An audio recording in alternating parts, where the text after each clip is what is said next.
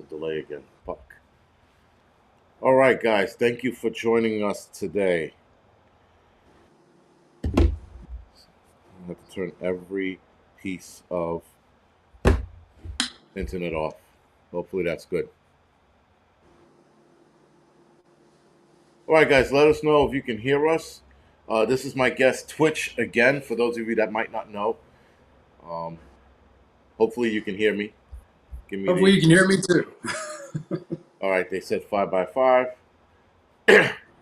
Might be that kung fu effect for a little bit. So give it a little time to catch up. We shall see how that looks.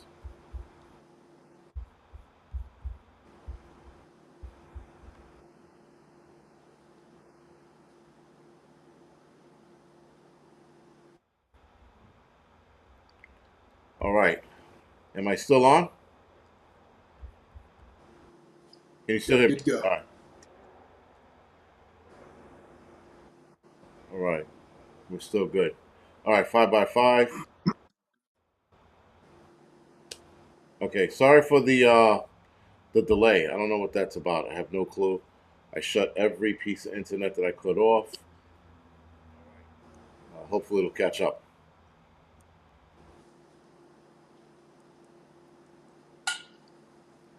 No. Yeah. Some people saying 5x5, but All right. 5x5. We both sound good. All right. So hopefully it'll catch up on the back end. The delay. I don't know what that's about. Yeah. This I'm gonna throw this app right out of the fucking window. Anyway, let's get on with the show. So again, guys, for those of you that might not know, this is Twitch. I trained with him, or rather, he trained me in tourniquet and or stop bleed back when he was with Refuge Medical.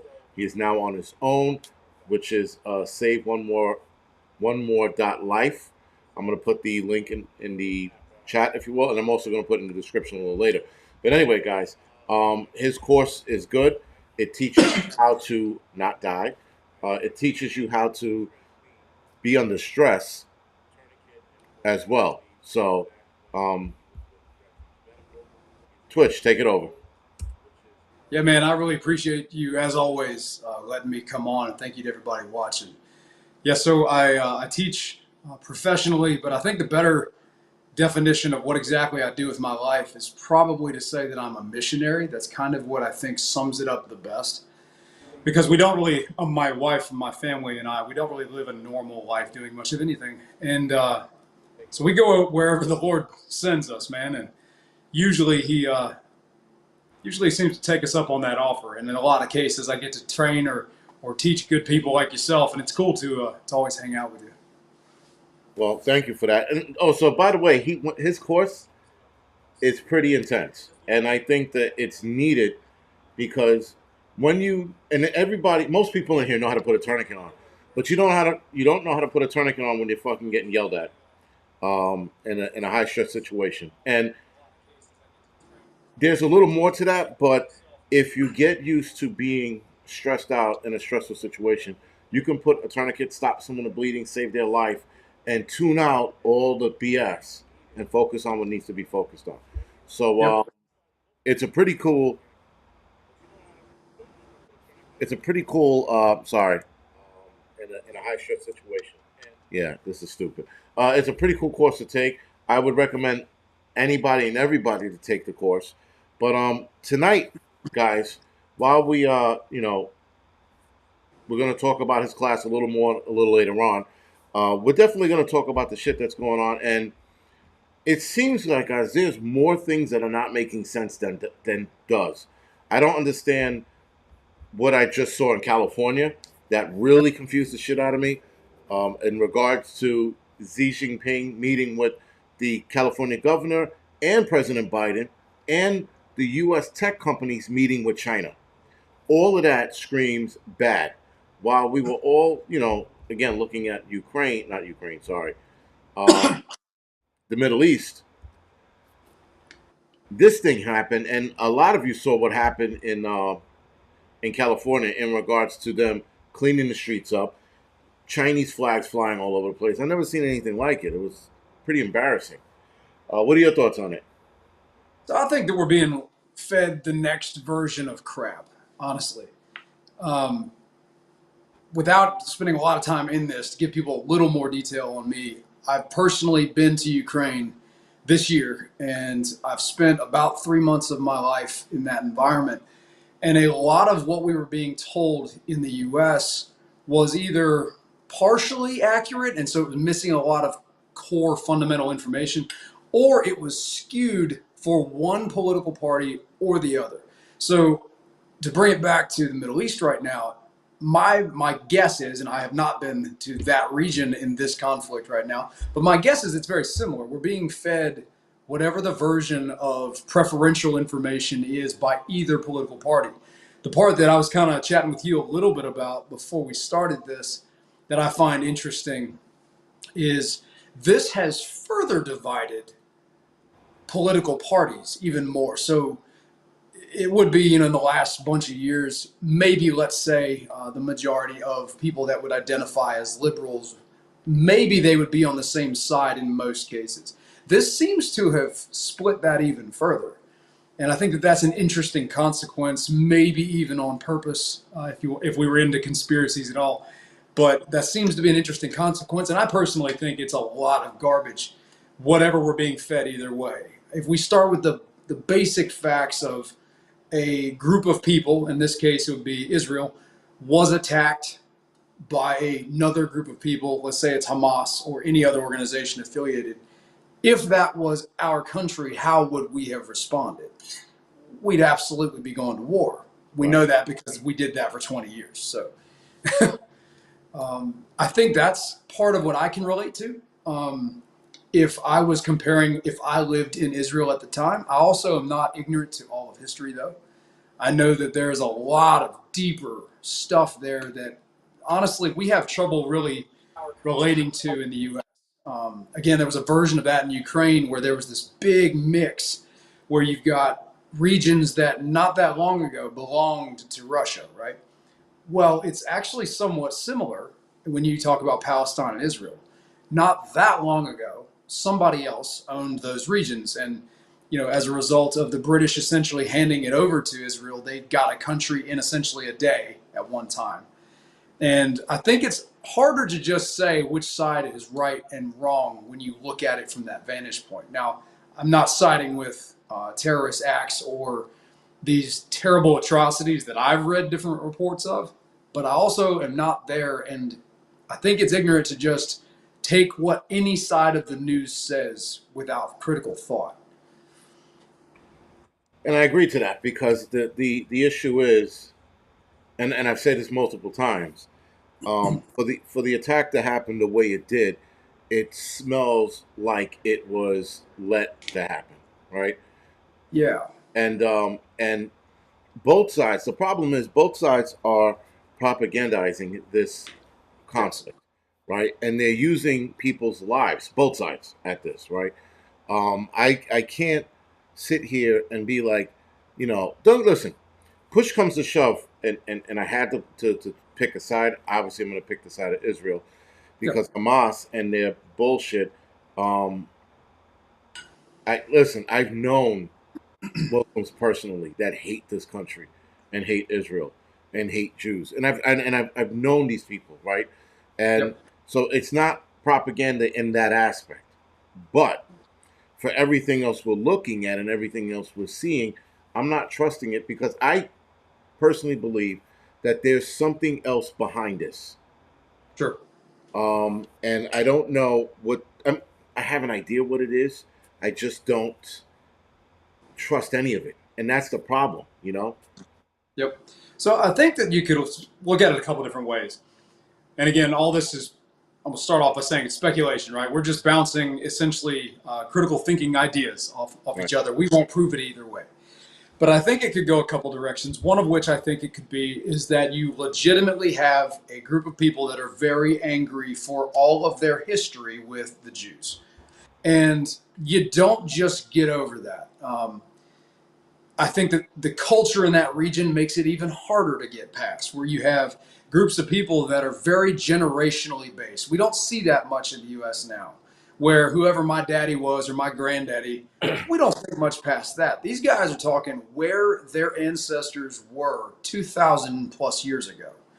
That's a really deep root for these groups, for both of them. So I don't think that it's just a minor thing. And when you think that Hamas has interest in taking that area, yeah, they absolutely do. They absolutely would think that they have claim to it. And I, without boring your viewers real bad, if you just looked at portions of the Bible, even if you don't believe it, as a historical documentation, you'll see roots of that. That these people are not going to just get over it one day. It's a way past our age, right? You have another version where it's not just these obvious clashes of groups from historical issues. You could also see it probably being used or fueled by a bigger entity. Since the coup kicked off a handful of years ago, if I ever doubted there was some bigger thing at play behind the scenes by some other entity, whether I think that's Satan himself or whether I think it's some cabal or whatever, there's no doubt in my mind now that that is definitely a thing that I'll never be able to know all about. So, is it possible that this conflict is being used by that? Yeah, I think it absolutely is. They're not going to let a conflict go to waste. I think it's also possible it was caused or maybe funded or supplied by those entities as well. And that actually comes back to something else I've been thinking about in recent weeks. When, gosh, I think it was one of the first news stories I read right after the rocket barrage hit Israel. It was talking about that they were finding allegedly, North Korean weaponry that had been in possession of Hamas. So they were using things from North Korea. But just before that, I remember reading an article that Putin was talking to North Korean diplomats. I think he was actually meeting with Kim Jong-un.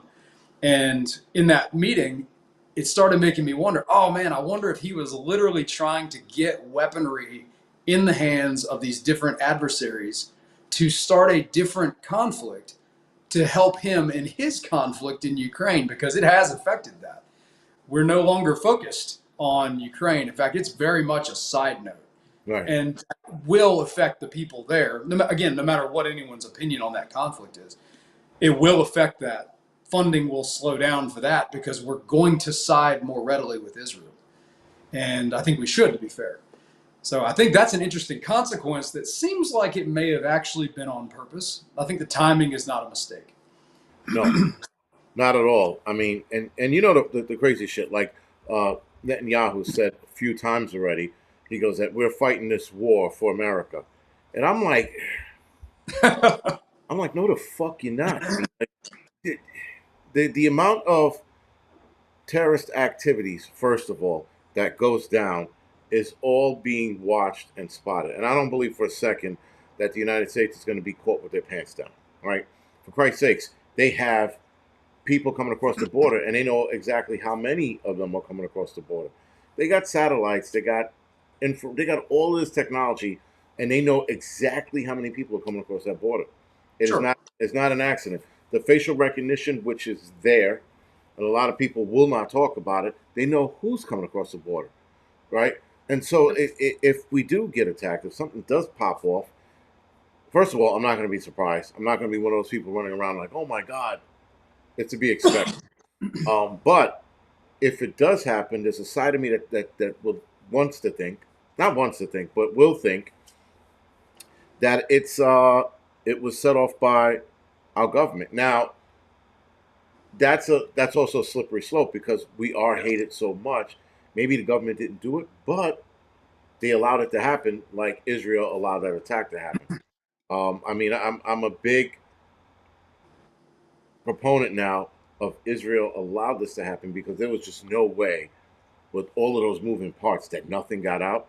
These people have deep cover agents in these groups, in these organizations, in connection with these organizations, if not in them. And all of this went down with not one agency from around the world or their allies knowing about this. I find it very, very hard to believe. And the longer Yep. this goes on, the more I start thinking there was definite setup somewhere in this mess. Well, there had to be at least some chatter. Now, deciphering what is actionable would be different than just hearing chatter, right? Right. At the same time, I think it definitely gives an easy excuse for action if that's something you wanted to do anyway when you're on the defensive. In fact, again, comparing these two large conflicts, Ukraine had that benefit where they had troops come across their border. The U.S. had our benefit when, and I'm not happy this happened, so it's not a benefit in that way. But when 9/11 happened, it makes it very easy to rationalize to the public why we're going to a different country to fight. Because yeah, people died in that incident. People died in the airplanes, and again, I've watched a lot of really interesting and very unusual documentaries on lots of conspiratorial things on 9/11. Right. It makes it easy to rationalize though when you got attacked. So when I get punched, if you punched me in the face and I punched you back, when the police show up and I tell them, well, he hit me first, that helps me, right? Well, when these people are having to play on this world stage with all of what social media does and all the, I guess, the mouthpieces of the world, the United Nations doesn't have a lot of actual authority. They do have a lot of talk though, and they do actually have a lot of countries that are involved. So when you have a lot of groups like that you kind of report to, you need to look like the good guy. Well, the easiest way to look like the good guy is to be the victim. So I think that is a possible avenue. I think that was possible when New York got attacked. I totally do. Whether that's what happened or not, we're not going to know. I think that it's possible, though. Similar reasoning. It was pretty large scale. How did we just miss it? Miss all of it. I'll give you another thing, though, too. And this shouldn't be any kind of super secret information. This is a long time ago now. But when I was in police academy some time ago, we had a guy come in, and he had been part of a task force for a 3-letter agency, and he told us a story. So he's telling this to just police recruits. So we were not even certified officers, so this should not be in any way secretive information, but I found it fascinating. He told us that he had worked a case that resulted in a terrorism cell bust, or he assisted with it. And he said that they had an online channel that the entire point of that guy was to propagandize these radical ideas. So his entire persona was fake. The guy was literally on there just to get people stirred up. And he was, in this case, he was some sort of a Muslim, some sort of religious leader. And his whole point, being paid by the government to do this, was to round up interest essentially in his platform and cause people to ask the right questions and go searching for the right things that would result in intelligence gathering, that would result in arrests. Now, there's a couple ways to look at that. Could that still be happening? I absolutely guarantee that has not stopped. I guarantee it. I guarantee that we have probably, as a nation, we have probably arrested more terrorists in the last 20 years than we did in the 10 before that, because we're maybe in a world where the outlet is easier to find them. Maybe people want to get on platforms like the internet. They want to get on YouTube or Instagram, and they want to speak freely. There's nothing wrong with that, but that freedom of speech, sometimes people take a little far, and it makes other things like algorithms kind of spin up, and they start taking interest. Chances of of both of us, brother, being on someone's watch list is high. Right. It's just the way it is. But when I went to Ukraine, that was the only time I've ever had a credit card get hacked. That's not ironic. Like that's it's part of that game. That things like that happen. So I think if we apply that to Israel, we can get a little bit more insight. I guarantee that their version of the CIA is not caught with their pants down. They're supposed to be among the best in the world. I also think it's interesting in the same time frame with what's going on with China coming and visiting our country. I think that's interesting. And right, and that's why when I saw this happening, I'm like, all right, he's meeting with the governor. Not that's a bad thing, but all right, whatever. Because he went out of his way to meet with the California governor. We have states, including New York, that are not allowing China to do a lot. California was still allowing China to buy land. Yep. own technology within their state, and all kinds of crazy shit. And I'm like, all right. So now he's meeting with him, but then turns around. What, a day later, the same day, meets with Biden after they Yep. just got into this whole all out like, you better not, or we're going to start this, or we're going to sanction you. When the Chinese talking about, well, our nuclear arsenal right now is at 500 warheads or more. The United States tells us they have 500 warheads. I think they have a lot more than that, but that's not the Yep. point. The point is that we're all being fed bullshit, like you said, and this is only going to complicate matters, because at what point do we believe certain information, and when do we not believe it? So I take Yeah. the stance of not believing a lot of shit until it comes to fruition, Sure. right? I also think that we kind of like with the COOF, right? I think we can glean a lot of information by what is actually occurring. And again, in today's world, you can't believe everything you see online, even if it is from a so called eyewitness holding a phone. But you can see a lot of things, and you can probably make some reasonable assumptions based on that. Among those, I can give an example, would be some of the atrocities that have been alleged against Russia um, by the Ukrainians, right? So, like these mass death pits and stuff, that stuff is real. The scale of it, maybe not, but it is real. It has at least happened in one location, at least.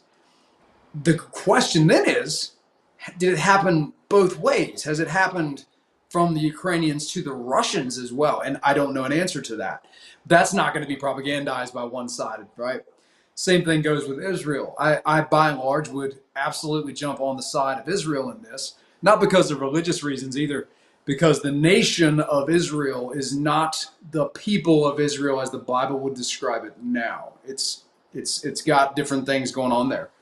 Um, but I think that we can still glean a lot off what's actually occurring. So, what is actually occurring is there is an actual conflict going on in that region.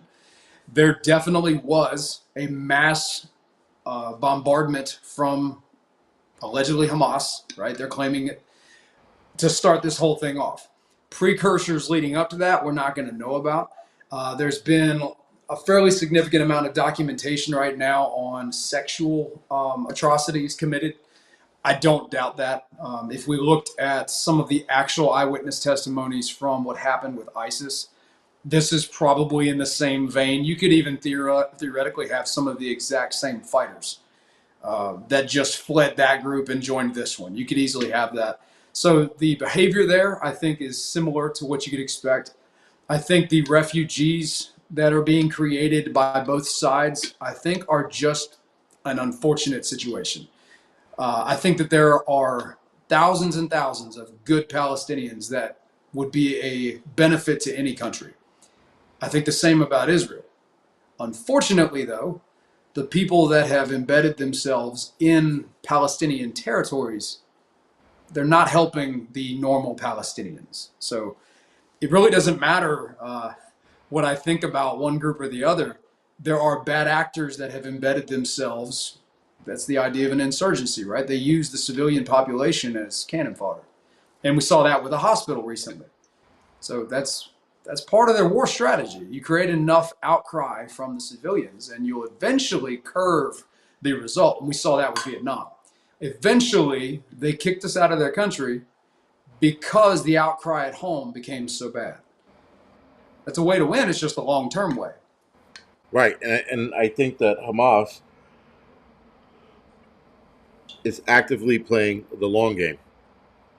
They're not going to do what they did in the past, whether it was Hamas, ISIS, um, Hezbollah, even Hezbollah. They're playing the long game now. Everybody's like, all right, well, if we create this, which they're doing now in the United States, they're creating Sure. this unbelievable uh, anti Semitism movement that I've never seen before.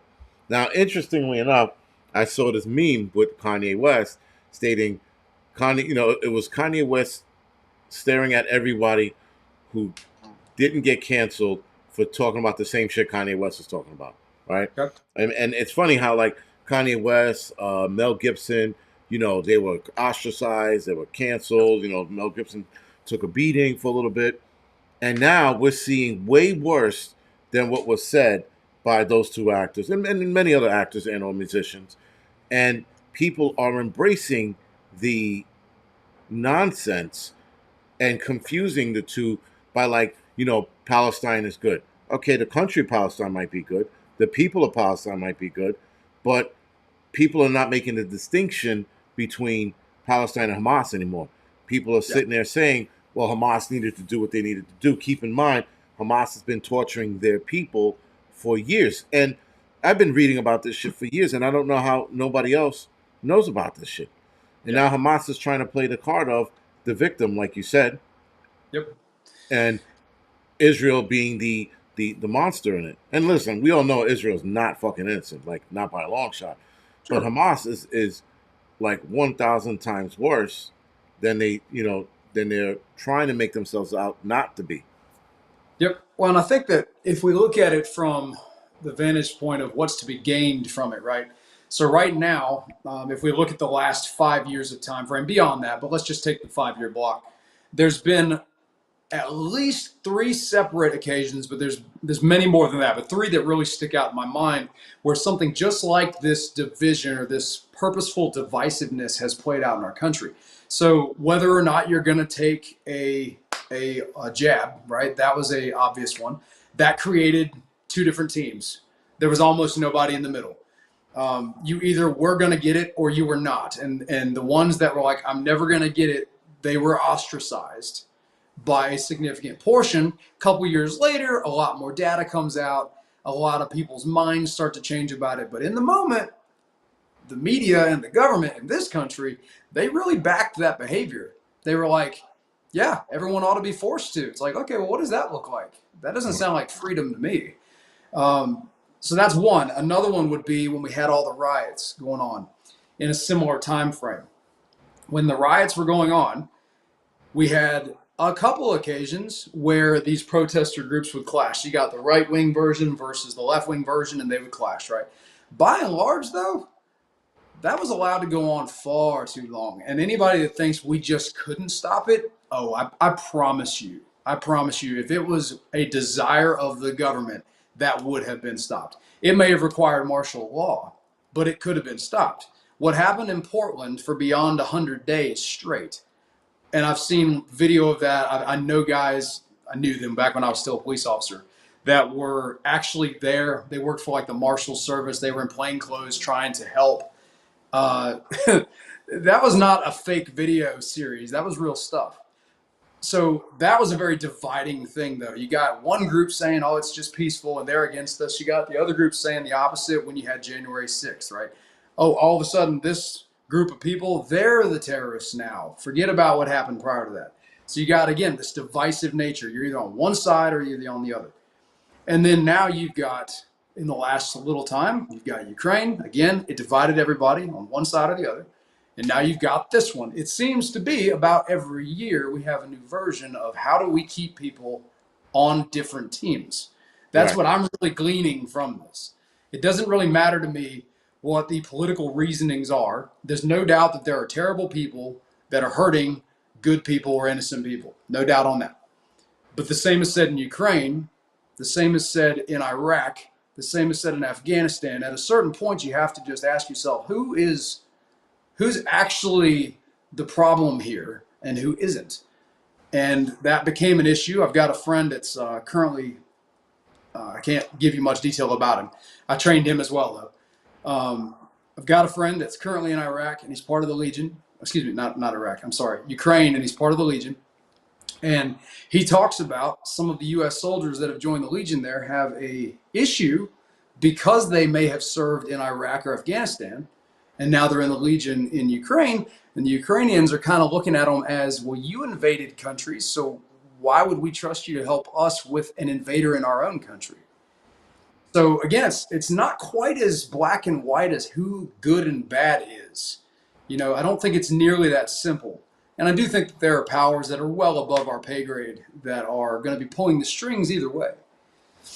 Big time. And it's funny when you were talking about division. I'm actually waiting, or I can't wait to see what next year's division is going to be, I know, right? because Ukraine happened, and everybody all of a sudden was on Putin's side. Like without even batting an eyelash, they were backing him up. I'm like, all right, that's stupid, you know. And then nonetheless, it happened. Then you had the whole George. I mean, before that, you had the George Floyd thing. Then you had people divided on that. You know. Then you had the arm ticket come out. People divided on that. Mr. 19 rapes the world, and people were divided on that. And I find that there's division even amongst the sides, right? So we Yes. split in half. The right leaning group is now fracturing because of the Ukraine. Like a lot of conservatives, a lot of right leaning people started fracturing from each other because of the whole Ukraine war, saying that Yep. Russia's going to save the world and that we can't trust we can't trust our own government. Which you get, listen, it's true, but the simpletons that keep backing governments is where I have the issue, because no government can be trusted. Not Yep. ours, not Russia, not Ukraine, not Hamas, not Israel, not Palestine, not the UK. None of it could be trusted, but yet somehow the same people who don't trust governments are trusting the Russian government, are Yep. trusting the Ukrainian government. I don't understand how we turn around and say, fuck our government, fuck these people, you know, we don't trust them like as far as I can throw them. But then another guy enters the ring and you're like, oh man, he looks like a trustworthy dude. Yep. You know, I just don't understand uh, this new ideology of let we all know that we're being fractured. We Yep. all know that we're being divided, and yet we still fall for it. And Yep. I don't understand it. You know what I mean? Like, and we got people yelling in the street, screaming in the street, taking American flags down, beating up on Jews, and I'm like, we the people who are committing these acts are allowing themselves to be divided by the powers that be. Yep. Well, and on the Chinese side, or let's just say Asian side, I mean, it wasn't that long ago there was as many news stories circulating about random acts of violence or seemingly random acts of violence against Asian Americans or just Asians in general. And again, it's kind of ridiculous that we can dime out individual subgroups of people and just target them. That's kind of ridiculous. A guy that I had the privilege of meeting, and he came to a class. And he actually took some really awesome photos for us once. He goes by the handle the Pew Pew Jew, and I really like Nice. his demeanor. If you don't know him, guys, go check his Instagram out. He's got a pretty good following on Instagram. He's a really cool guy though because he really hits on the fact that a huge percentage of Jewish Americans are liberal, and he just doesn't get why. And he throws in things like people that own ARs don't get in cattle cars. He'll use phrasings like that, and because of his family's heritage coming from terrible things in the last 120 years. He's coming from a perspective of I'm not going to just sit down and take that again. Well, now it's coming for him. You know, he's actually a public figure that is openly Jewish, and I think that, yeah, the risk is probably higher for him right now.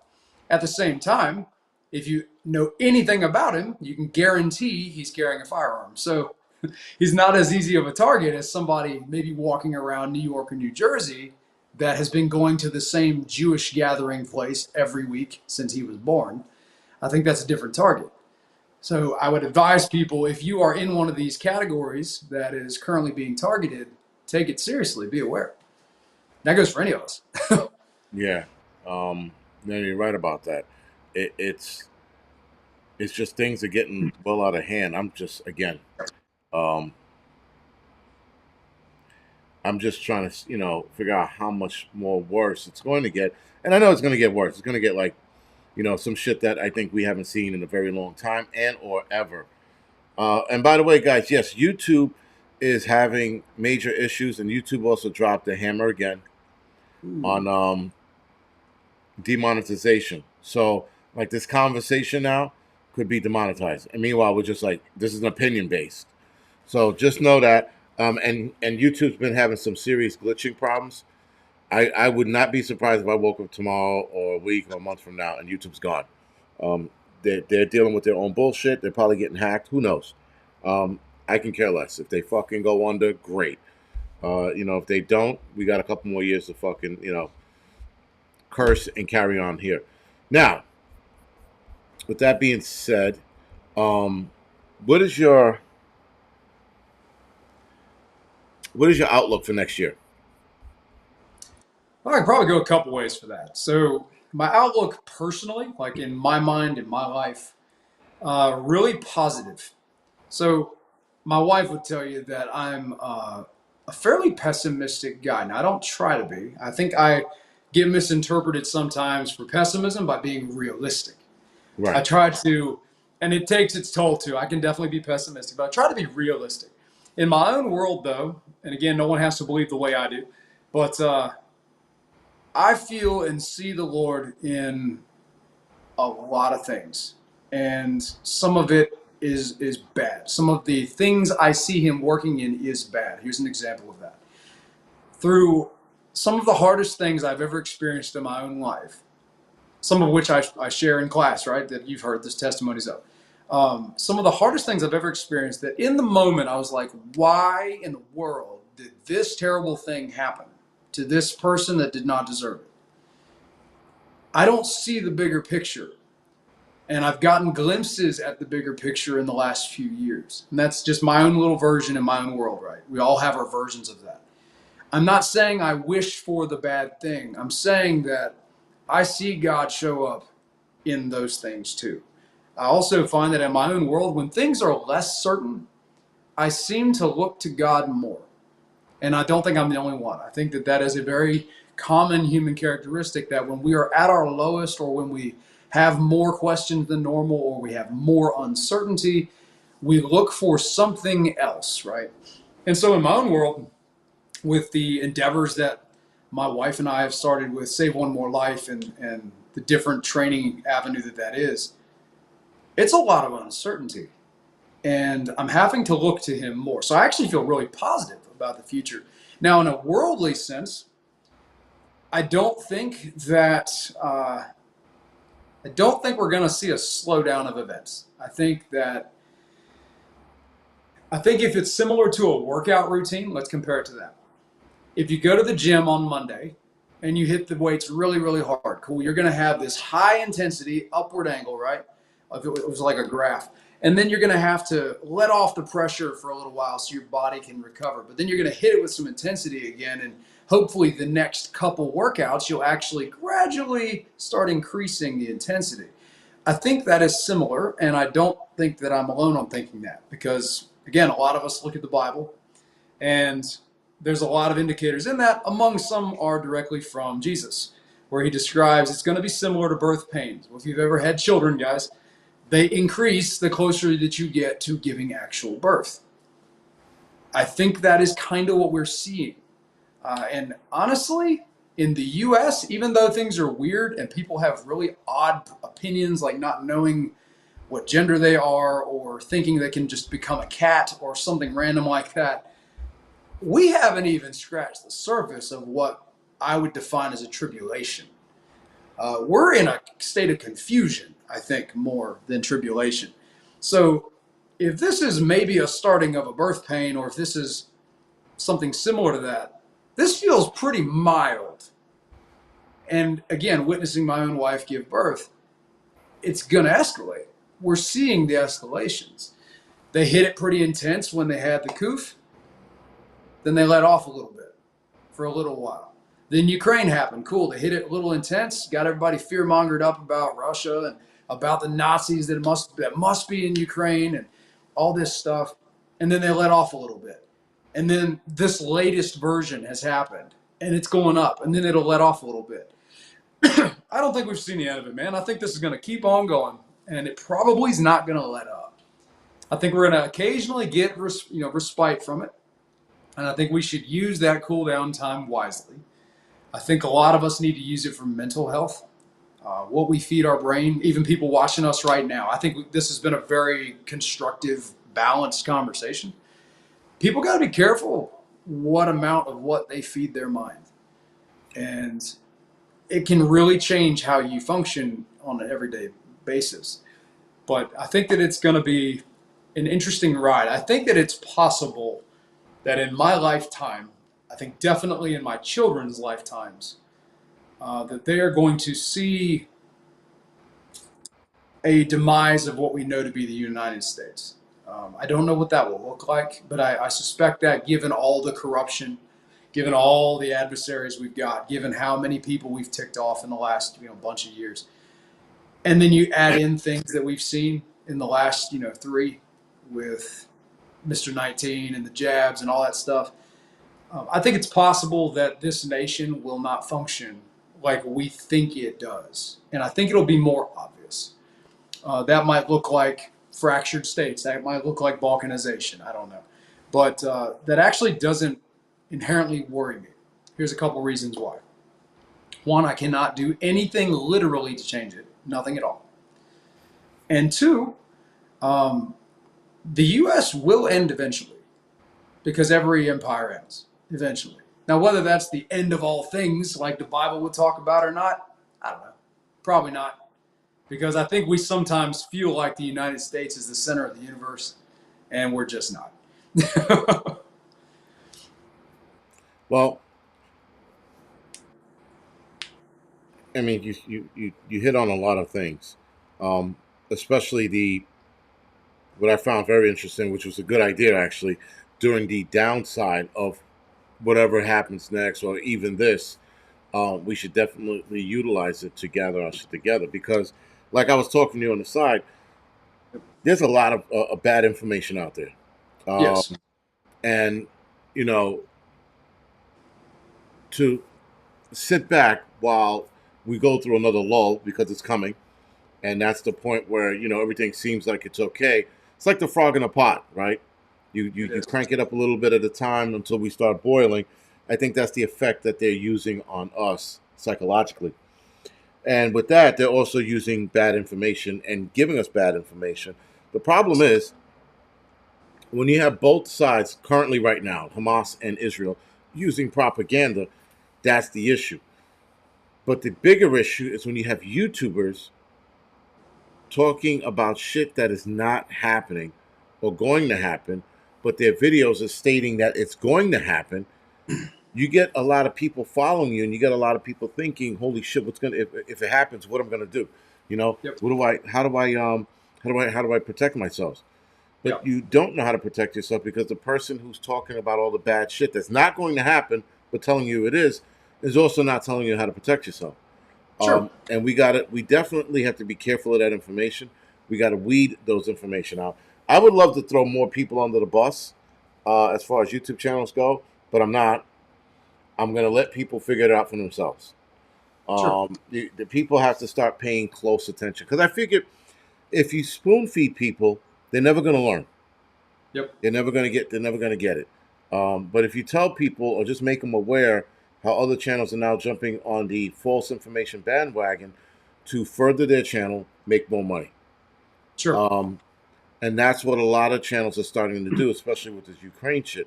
We got channels right now talking about how the United States is going to be attacked every day of the week. I am 1,000% sure we should have been attacked day 52 now. We should all Yep. be being smacked in the face with Qurans and or dodging bullets and or bombs Yep. because every day something's going to happen. And a lot of those channels, again, I think they're doing it for clout. They're doing it for money. And being that money is the root to all evil, I'm believing that now more and more as I get older. Yep. I'm watching people change just for a dollar. That's an interesting thing too. So I had this conversation with my sister one time. She thought for about 5 minutes of her life that maybe she should get into politics on like a local level, right? I said, you could do that. You might even be good at it. I said, but I don't think that that's going to work out real well for you. She said, why? Don't you think I could do a good job? I said, yeah, I think you could, but I don't think you'll be allowed to do a good job. If you can do a good job, you won't be allowed to stay. I think that you're going to be allowed to do whatever you're allowed to do. And I think a lot of that comes back to money. And we're seeing our own version of that. Some, and guys, I've got a little bitty channel on YouTube. My personal channel is Shield Bearer of Faith on YouTube. But even in my little channel, it's like 5,000 people or something. Even in my little channel, I have personally seen how some videos, it doesn't make any sense at all why they would get some views more than others, and then flip that around same way the other way around. And I don't even make money off the videos. And it's still interesting. Some topics or some categories have to hit the algorithm better than others. Right. I don't understand all of it, but it must hit it better. And there's something about when it promotes a certain direction of conversation that is currently being fed to us that the algorithm is told or something to fuel it more. So if you get on there and you talk genuinely about your personal testimony with something that you overcame in life, maybe it's obesity, you may not get seen by anybody.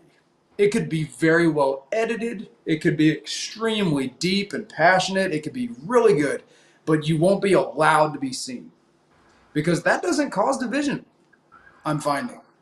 No. So it's interesting, and I know several people like yourself that in the last couple years have had demonetization, or you've been shadow banned, or a number of things where you can prove that your style of video did not change, but your numbers did. And I've known several guys. There's another one in Wisconsin I just talked to recently.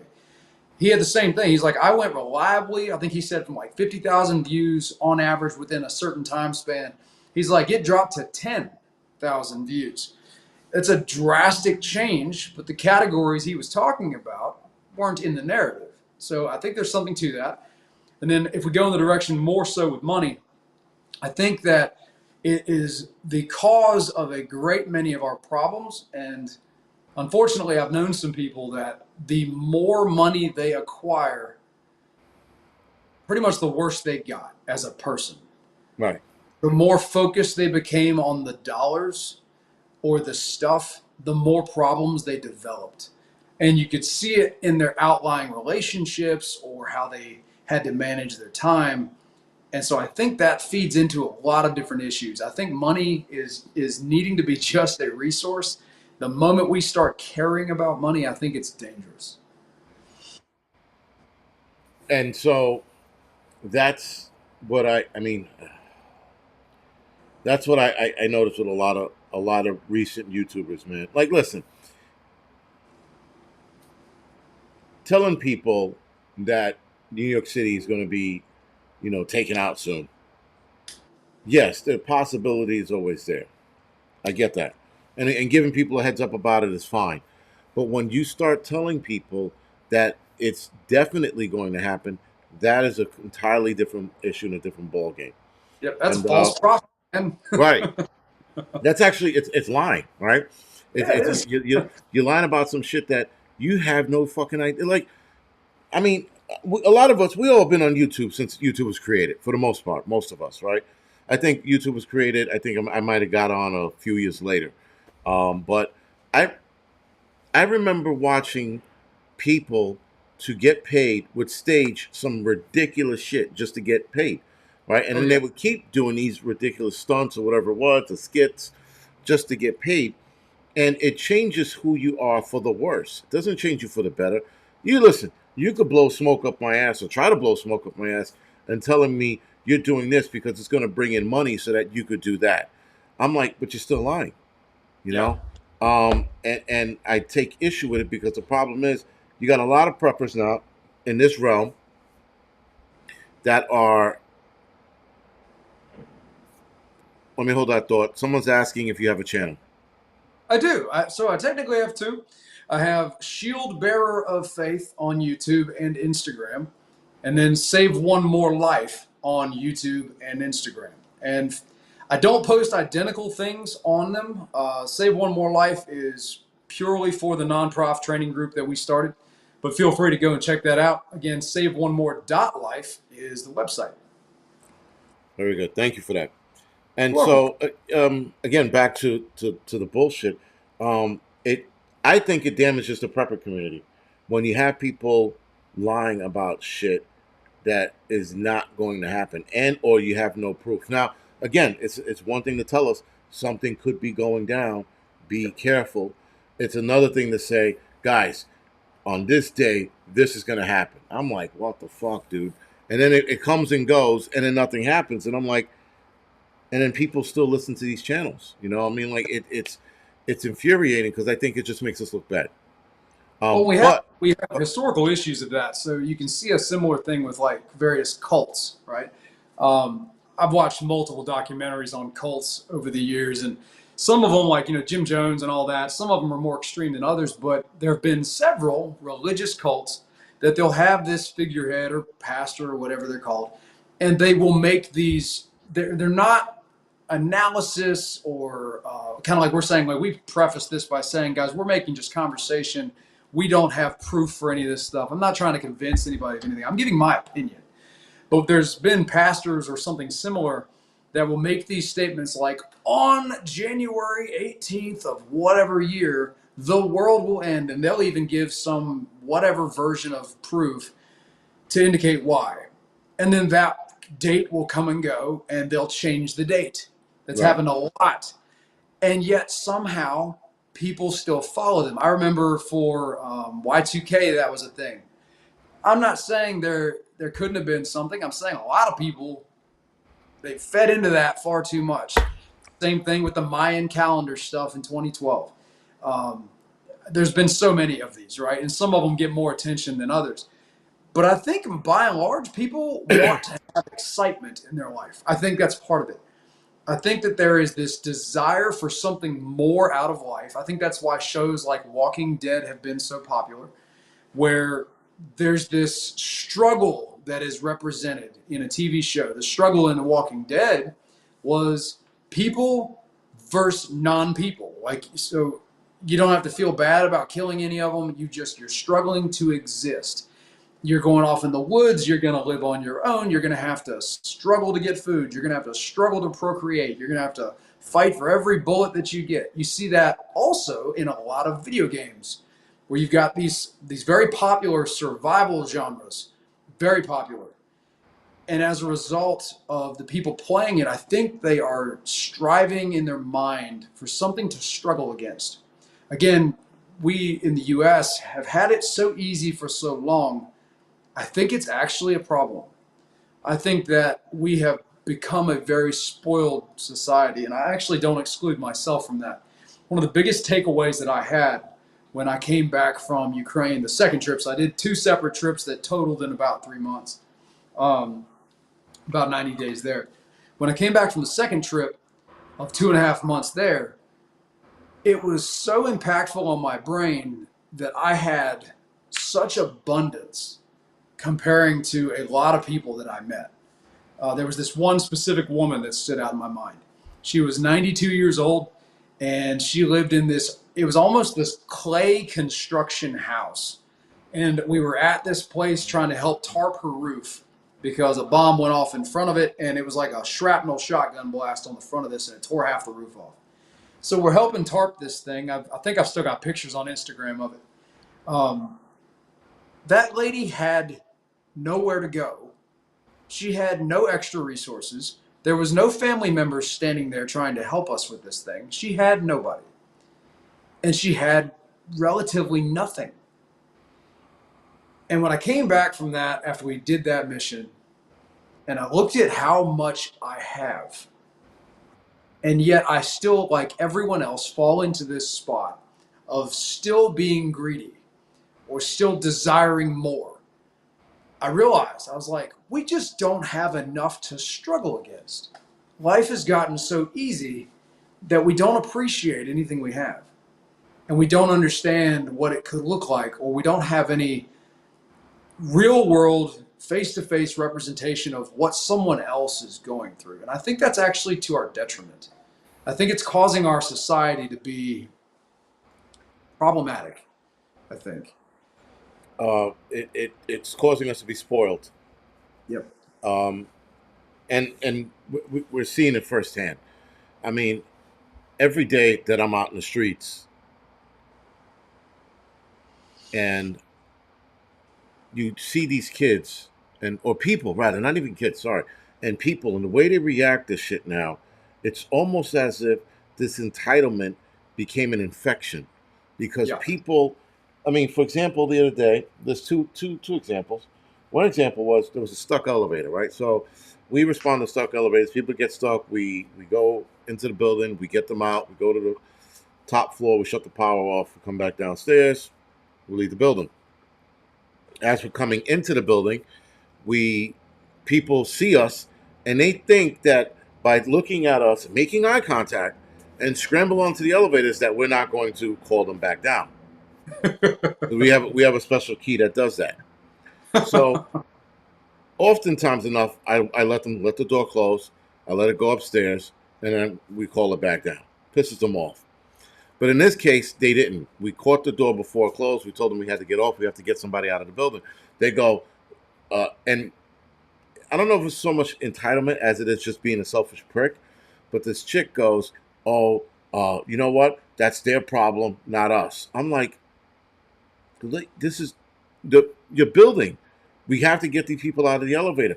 She started giving a shit, and needless to say, she got off. So she leaves. She winds up coming up the stairs, walking up the stairs. I think we were on like 15 or 16. Walks up the stairs, yells something at us, and then continues to walk up. And I'm like, the whole time I'm thinking, we're trying to get people out of the building so we can, one, have the housing department fix that elevator and housing sucks. They're a bunch of retards. They can't stand them. But nonetheless, um, we get you out, the elevator gets fixed, and we free up the elevator as fast as possible. By you screaming and yelling at us, and it does what, right? So Yep. the entitlement of her saying, I need to get upstairs, those people could wait. I'm just like, what the hell happened? We've become so soft, we've become so accustomed to these niceties, if that's a word, that as soon as something goes sideways just a tad, people flip out, freak out, and start acting like morons. I Yep. don't understand. Yep, and I think it also could have an impact on how we've been raised. Our lives are the flick of a switch. Things come on. When they don't come on, our whole world changed. We turn our cell phone on, and I mean, I do this right. If I have a buffer situation on my phone where the little wheel comes up and it's telling me it's lagging from an instantaneous video on anything I want to watch, I get irritated. Dude, I still lived through the time where you had to listen to this whole series of tones to get AOL to start Oh yeah, yeah, yeah. and all that nonsense. And now it's like I get irritated if it doesn't come up immediately. Well, back in the day, I didn't have it in my pocket. Um, it's just fascinating the things that we've gotten spoiled by.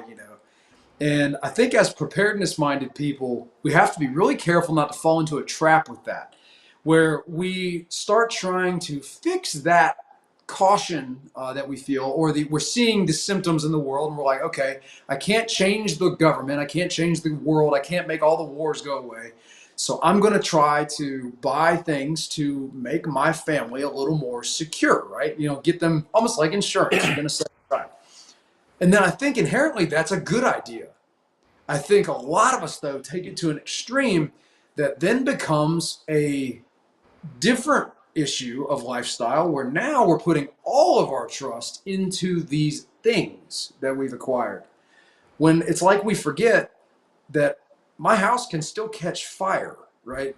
And all the stuff in it can burn up. And so all this time and energy and trust that I put into these items, it can go away in an instant. So I think we have to be really, really careful on putting all of our focus on the stuff. I think we also have to be careful on putting all of our focus on what's going on with the media. I think we have to be careful on living too easily. There is benefit in struggle. And you've actually like seen some of the style of teaching I have in class that focuses on that, where it's not to torture people. That's not my objective. But the objective is to create an environment that the students can struggle. And I see gold come out of that. Like I've witnessed it in real time when people have these breakthrough moments. One of the most recent ones that we had was a 14-year-old girl in Tennessee. And I put them down in a stream, and it was like 40 degrees outside. And so now they're wet, and so they're really cold. And they're going to be there for a while. I had them in there 10 minutes, and I timed it. And she got to a point, this is the pivotal point that all of us need in our lives, where we could choose to quit and we want to quit. and we don't anyway. She had that moment where she got so cold and so tired that I could see it in her face. She had tears coming down. She was still doing the tourniquets and stuff, but she has tears coming down her face, and she wanted it to end. And I had to go over and touch her on the shoulder and be like, you have a minute and a half left. That's it. You can do it. And when she finished it, she didn't quit. She didn't stop. When she finished, then when we did the debrief later, I told her, I was like, you reached a point in this class that nobody else did. I was like, you, without knowing it, got more out of this class than anybody else. And she looked at me kind of confused, and I was like, you got to a point where you weren't sure that you could go on. And everything in your brain was telling you to step away and quit. And you didn't. I was like, that is potentially life-changing for people. And I don't think everyone in the U.S. gets that anymore. I don't think we all have something to struggle against. And I think that as a result, we feel it lacking. You know, it's funny because if you've never been in that, and I'm pretty sure you've been in that situation once or twice, but like in the middle of a fire, when you're getting your fucking ass handed to you, and it's just fire all over the place, and you're pulling ceilings, and you're breaking walls apart, and now you're going through, different rooms to do it. And there's a point, man, when you hit and you're just destroyed, but you're like, I gotta keep going until the fire goes out. And a lot of people don't get that. And I tell people the closest thing you can get to that, besides your training, which I recently discovered in the grand scheme of the years of doing this, was a Go Ruck class. Go Ruck is right where you have a what is that, 40-pound pack in your back, and they got you doing all of these crazy nonsense. And there's a point in that, man, where you're like, yo, this is stupid. I want to go home. But you don't. You stick it out. You keep hustling. You stay cold. You stay wet. You stay standy. And you just keep pushing through. But I believe that you can train that. But I think there are people who are automatically like that. Like, there are some people you can't put that in. You can't train that shit in them. You can't train them to be a Navy SEAL. You can't train them to be a military guy, a firefighter, hell, EMT or a cop. That has to be ingrained in you at some point in your life for you to deal with the stress like that. Because I watched people in probie school quit. They were like, fuck this, I don't want to do this job. This job is not for me. And then they leave. Yep. And honestly, I'd rather them figure that out early on, if that's the case. A friend of mine that I was talking to earlier today that I mentioned earlier, he's in the Legion in Ukraine. He said to me, he's like, a lot of these guys that he's with, they're struggling mentally, which I can totally get that just based on their environment. He said it's as if they really thought that they were coming to a version of Call of Duty. And again, back to the reference I gave a minute ago, it's not far off the mark, I don't think, that we actually think, subconsciously maybe, that war or apocalyptic environments or zombies or whatever, that if we were in that we would somehow flourish without any actual training or any actual proving ground prior to that. And the truth is, most of us won't. And so he's finding that a lot of these guys that went over there, they were looking at it as an adventure or, just wanting to go fight another war. A lot of them had combat experience from the U.S. And it's just not what they were expecting. And their brain is fracturing because they weren't ready for it. Or they went with bad reasons. The reason why you go matters greatly. But, back to kind of what we started this whole thing on, with China and Israel and Hamas and all that. Guys, there's always going to be another boogeyman out there. And don't let that change your whole life. Look at it, take what you can get information-wise, scrutinize the heck out of it. Do the same thing to us. If we tell you anything, try to check it, man. Just because I think something is a way doesn't mean that it is. I can be wrong.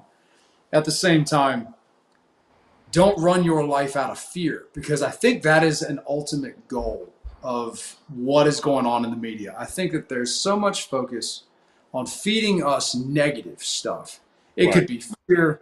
It could be the next war. It could be one race or ethnicity or religion against another. I think the ultimate goal is to just keep us divided, and I think it's working. So I don't want to be part of it. I literally just don't think about it much. I try to stay up to date. I mean, I travel all over the place teaching classes, so I like to know what's going on in the cities that I'm going to. At the same time, I'm just not trusting in the information wholeheartedly. I don't think any of us can. No. So listen, I'm dropping your channel in the chat. Thank you. Hopefully this is the right one. With that, guys, we've hit our limit. Listen, Twitch, I'm obviously going to have you back on. So stand by for that. Thank you. And thank you for joining me tonight. I appreciate it as always. Guys, do me a favor, hit his channel. Jesus Christ, I'm sorry, just forgot what it was. What is it? Shield the Bearer of Faith. Yeah, so my personal one is Shield Bearer of Faith. That's on YouTube and on Instagram. And you have a Save One More .life YouTube channel as well. Yes, so if you go to YouTube and you type in Save One More Life, it's all words, it's not a number. Okay. Yeah, you'll find it on YouTube and Instagram. And again, if you're interested in talking to us about classes, that's the thing. I guess I'll plug this in real quick that makes us somewhat unusual to any other training organization for right now, is that we are donation based only. So you can actually come to class and literally pay nothing. And if we post a public class, it's already funded by donations. So if you see it, like if you go on our website now, we've got classes coming up in January in North Carolina. And then I've got a private one in Georgia that y'all won't be able to know about, but we've got others in Indiana, and there's going to be more in the next handful of weeks that we're finalizing deals with now. If you go on the website for those, if it's listed on the website, you can just come. Now, donations are greatly appreciated. They help us keep doing this. But we really care about the information being out there so that people won't die. Very good. Appreciate it. Listen, man, like I said, as per usual, I do appreciate you coming on his channel. You don't have to. Guys, again, his training, top-notch shit. It's something that everyone should definitely take. And he's offering it, guys, for free. You're not going to get a class like this for free. And not at this intensity, not at the amount of knowledge that's in it. So do me a favor, contact him however way you feel fit and meet up with him and get trained. I guarantee you guys, you will not regret it. I'm also dropping his second channel in, Save One More Life, in the chat as well. And with that, guys, we're going to go over the air. I'm going to head over to the Angry Truth channel in about 1 minute. And I will see a lot of you guys over there. Twitch, thank you. And everybody else, thank you. If I could find this arrow, there it is.